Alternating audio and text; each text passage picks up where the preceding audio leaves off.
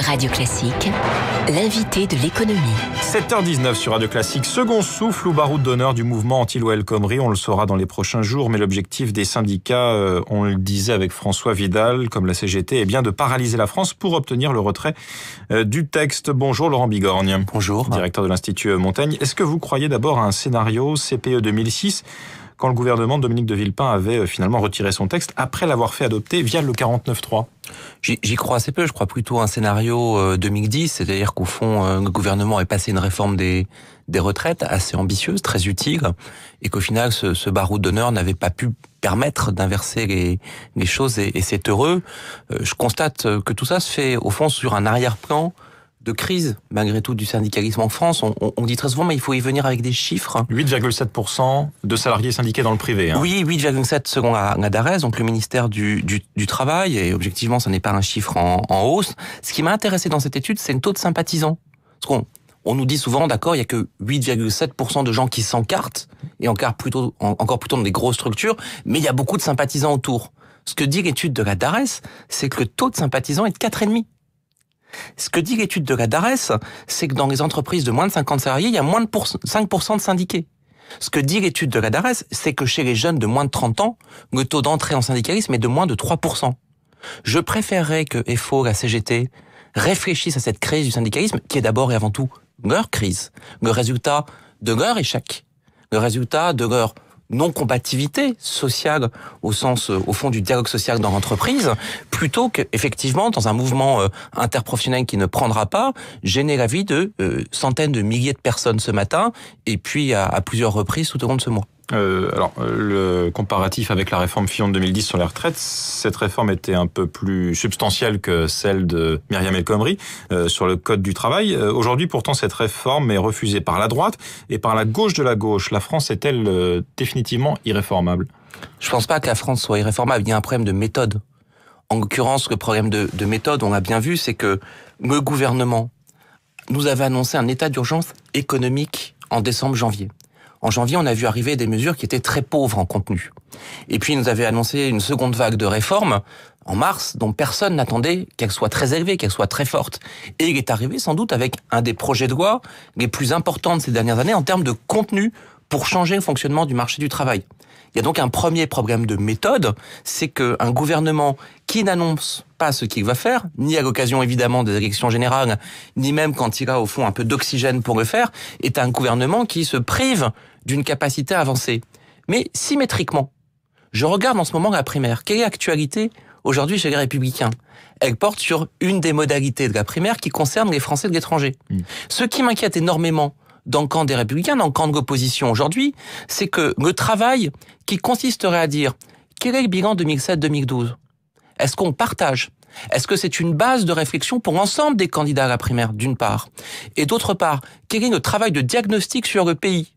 Et est-ce que l'ensemble des candidats à la primaire, qui évidemment ne vont pas aller à la primaire avec les mêmes propositions, ils vont au moins avec les mêmes éléments de diagnostic ? Ça n'est pas le cas. Donc je trouve qu'en termes de méthode, à la fois le gouvernement actuel n'a pas su annoncer ce qu'il voulait faire, n'a pas su lui donner du sens. Quels que soient les mérites de Myriam El Khomri, elle est arrivée avec un projet extraordinairement compliqué à porter pour son baptême du feu, et symétriquement, l'opposition ne prépare pas, à mon sens, sérieusement une alternance. Aucun diagnostic sur le passé, aucun diagnostic partagé par l'ensemble des candidats à la primaire sur la situation actuelle, et à partir de là, chacun construit ses propositions. À droite, c'est vrai qu'on peut dire qu'il y a une sorte de course à l'échalote sur la réduction des dépenses publiques aujourd'hui. 85 milliards pour Alain Juppé, plus de 100 milliards pour François Fillon. On est dans le même essayage à peu près pour l'ensemble des candidats. Il manque quoi ? Une vision plus globale de l'économie, par exemple sur des sujets comme le bras de fer entre Uber et les URSSAF sur le statut des chauffeurs de sociétés de VTC. Je vais vous dire, il y a un grand absent à droite, parce que ce thème fait peur, alors qu'il est structurant et qu'il est majeur, c'est l'Europe. Dès lors qu'on ne sait plus parler d'Europe aux gens, parce que soit on a peur d'en parler, parce qu'il y a un dissensus à droite sur la question européenne, dès lors qu'on ne sait plus parler d'Europe aux gens, tout simplement parce que on connaît mal le sujet. Même chez Bruno Le Maire, qui est européanophile, europhile en tout cas, pardon pour le... Je dis pas que les gens sont pas europhiles. Aucun doute sur le fait que chacun des candidats à la prière, à la primaire, pardon pour ce lapsus, c'est une prière européenne, soit européen. La question est de savoir en parler aux gens. La question est de ne pas avoir peur du dissensus que ça peut créer au sein de sa famille politique. Or, comme le Front National est en embuscade, évidemment, il n'y a pas de souhait d'ouvrir ce dossier européen.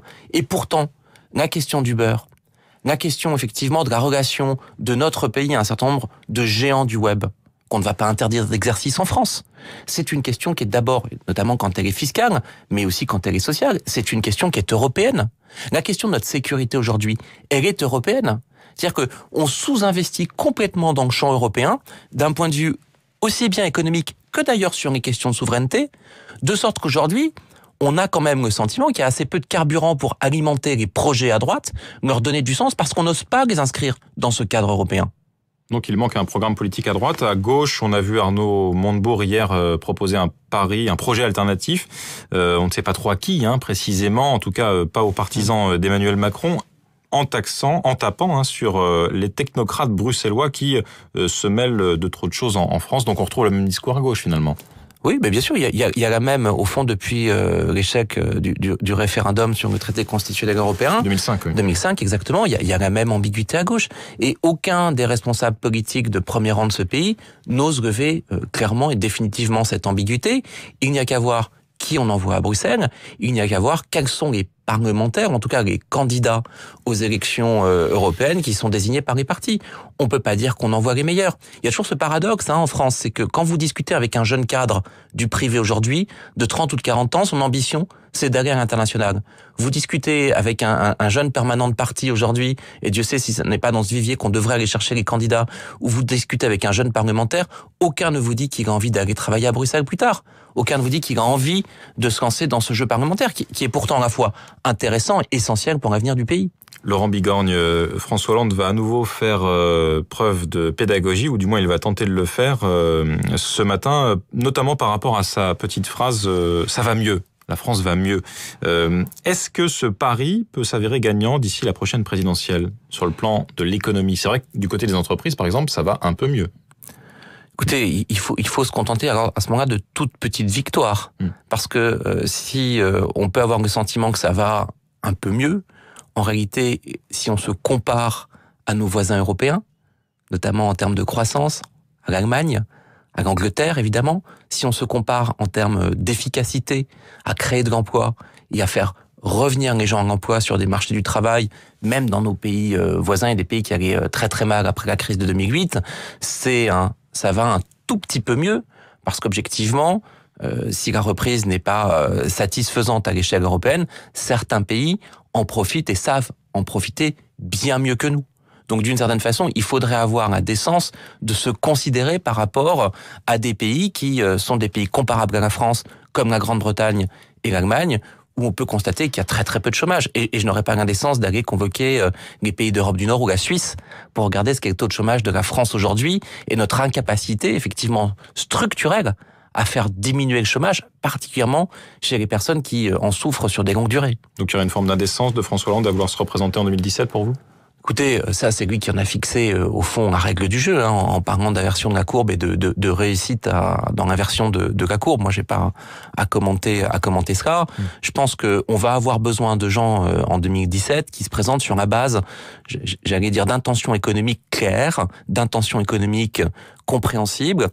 Je les renvoie à l'excellent bouquin que vient de publier Jean Tirole sur effectivement l'économie du bien commun. Il y a quelques pages très bien senties sur le chômage et le marché du travail qui pourraient au fond former une base commune de l'ensemble des candidats républicains à la prochaine présidentielle. Merci Laurent Bigorgne, directeur de l'Institut Montaigne, qui s'est associé à un autre ouvrage, je le signale, j'avais invité l'un de ses auteurs, Bertrand Martineau, Un autre droit du travail est possible. Merci d'avoir été ce matin l'invité de l'économie de Radio Classique.